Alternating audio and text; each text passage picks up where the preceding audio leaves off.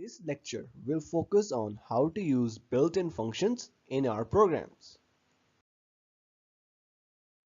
We explored last times what functions are in general, and there are two types. One is user-defined functions and other is built-in functions, which we are studying today. So keeping it specific, functions which are available as part of Python's pre-installed library are called built-in functions. If we were to explain this with a practical example, then consider your Windows OS. Programs such as Microsoft Edge, Paint, OneDrive, or more can be regarded as built-in programs. In a similar fashion, Python has an extensive library of built-in functions, the primary difference between it and other programming languages.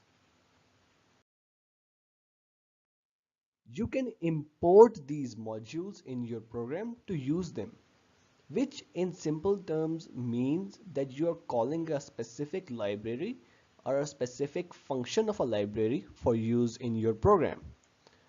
Over time, you will require the use of these external libraries. An import means to call a specific function of an external library, or you can also call the entire library altogether. In the next slide, we will show you how to import a function and use it in your program. In this particular example, we are taking a look at the math library in Python. It is a very extensive library consisting of various functions.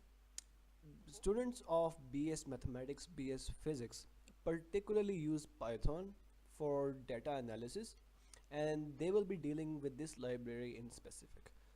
In this particular example, we are importing the cos function from the math library. Now, one thing that we have to keep in mind that the angle which this cos function takes as input has to be in radians.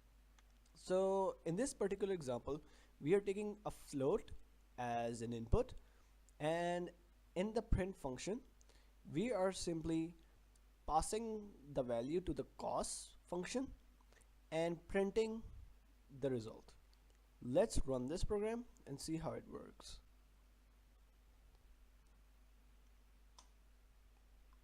So let's enter 0.5, 0.87. So let's enter it again, 0.77 suppose, and you can see this is how it works. It's incredibly simple program.